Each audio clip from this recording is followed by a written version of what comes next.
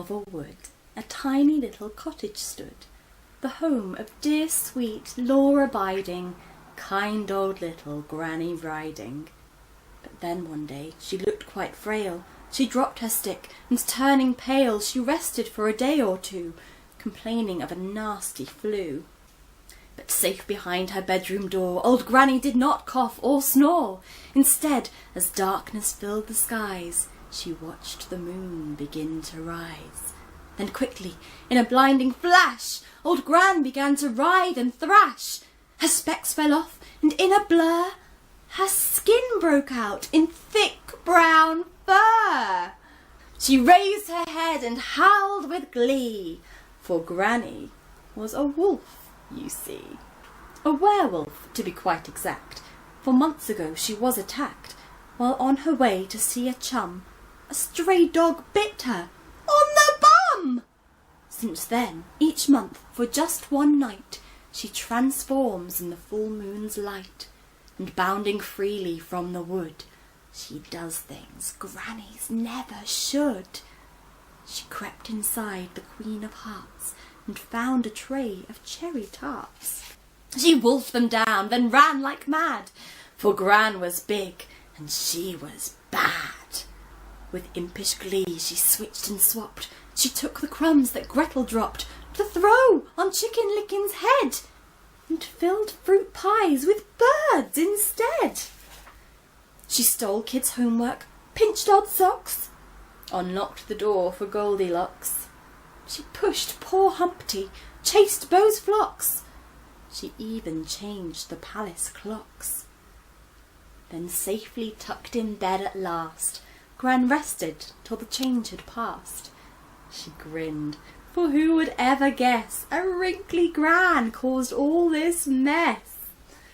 She snuggled down and closed her eyes, when suddenly, "Hey, Gran! Surprise! Ah! Who's there?" screamed Granny, hiding. "Me," the girl laughed. "Rose Red Riding. I've brought you treats." Red smiled, then stared. She started getting very scared. Red knew her Gran was very ill, sick and full of flu, but still, she'd not expected such a change. "Dear Gran," she said, "you're looking strange. Your ears have grown. How very queer. Better to hear you with, my dear." Red stared. "Your eyes are huge." Gran smiled. "Better to see you with, my child. Your nose is swollen and... Good grief. Dear Gran, what's happened to your teeth?" Gran grinned. "They're truly best of all. My false teeth were so blunt and small, I couldn't chew, I couldn't munch. I'm sick of cabbage soup for lunch. Ugh. But now I'm in for such a treat. There's nothing that I cannot eat. Oh, how I've longed to gnaw and chew and bite and crunch and eat chew!" "Eat me!" screamed Red. "Oh, help! Oh, no! Is that the time I've got to go? No, Red! The chew! Pull them back!" cried Gran. Red fled the house and ran and ran. She found a woodsman chopping wood. "Well, hi," he grinned. "I'm Robin Hood." "Please come," Red begged, "fast as you can. The big bad wolf has eaten Gran." Poor Granny jumped out of her bed. She grabbed her robe and then she fled. "There he is!" the woodsman cried. "Oh, help!" shrieked Gran. "Where can I hide?" The grass was thin. The rocks were small. The trees weren't any help at all. Their trunks were short, their branches weak. So Granny wound up in the creek. The stream was fast, the current strong, as poor old Gran was swept along, towards a wide and very tall, loud and gushing waterfall. She splashed about and tried to swim, then grabbed an overhanging limb. She scrambled through the slime and muck to safety, but then, just her luck. "He's there!" cried Robin. "Come on, Red!" Poor old Granny filled with dread. "What now?" she panicked. Then she saw a little cottage made of straw. "Of course, my friend the pig," she cried. "He'll rescue me, he'll help me hide." She raced towards the little hut, but then, alas, the door slammed shut. "Oh, Pig," called Gran, "please let me in." "Oh no, by the hairs of my chinny chin chin, I will not let you in," the piglet cried, "as if I'd let a wolf inside." "Oh, please," Gran begged, "I'm old, I'm ill. It's cold out here, I'll catch a chill." Poor Granny coughed, and then she wheezed. Then suddenly, poor Granny sneezed. She blew straight through the walls of straw. The house fell flat upon the floor. Poor Granny stared, quite horrified. "Oh, help, don't eat me!" Piggy cried. The piglet fled with yelps and squeals, with Granny hot upon his heels, for close behind them, in their tracks, came Red and Robin with his axe. The pig, exhausted by the chase, soon headed for his brother's place. Gran raced up to the house of twigs and pleaded with the frightened pigs. "I mean no harm," poor Granny cried. "I'm desperate for a place to hide." "You can't come in, no chance, no way," the piglets cried, "so go away." Poor tired Granny huffed and puffed. "Oh, crumbs," cried Piglet 1, "we're stuffed." "He can't get in," his brother scoffed. But Granny wheezed, and then she coughed. The piglets fled the broken sticks and hurried to a house of bricks. "Oh, not again," poor Granny groaned. "I'm far too old for this," she moaned. Gran's legs were tired, her fur was wet, her dressing gown was drenched in sweat. "Oh, pigs, I beg you, let me in." "No, no," the piglets cried within. "You're the wolf who plays the tricks. You broke my brother's house of sticks, and flattened too the house of straw, and now you turn up at my door." Gran cried, "That wasn't my intent. The houses were an accident." "I'm not a wolf," she sighed, confiding. "I'm really just old Granny Riding." The piglets howled.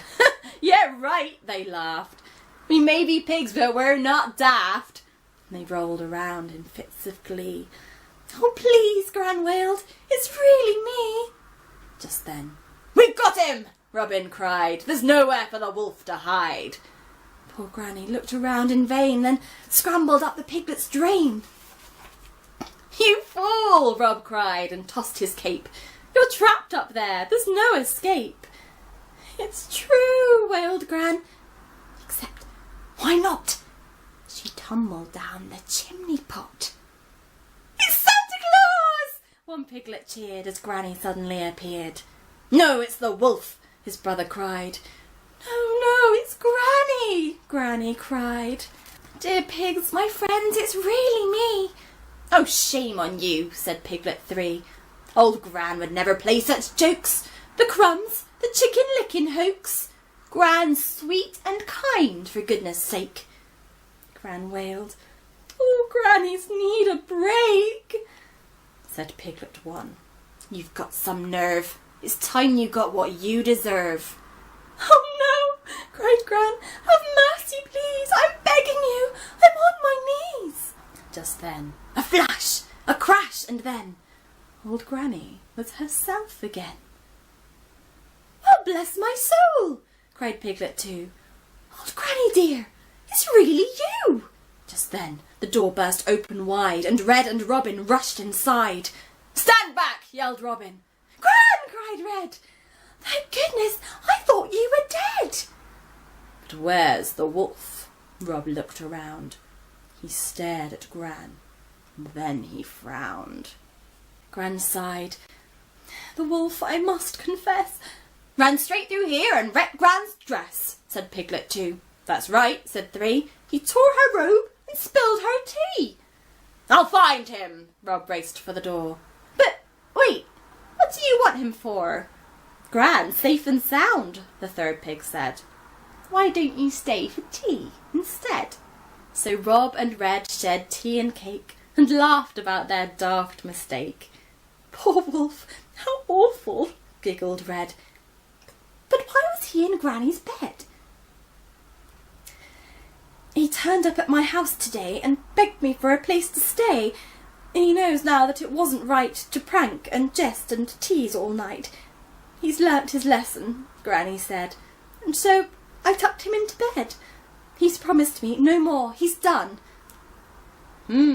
Thought Pig 1. Pranks sound fun. So all lived happily in the end. Gran did her best to make amends. Robin fell in love with Red, and not long after they were wed. Yes, all was calm, but then one night, when the moon was shining bright, 3 shadows scurried round in glee. Now can you guess who they could be? And next time, when you see your Gran, watch her closely if you can. Look past the smiles and snowy hair. Something naughty twinkling there. Or just like little Granny riding, who knows what secrets she's been hiding.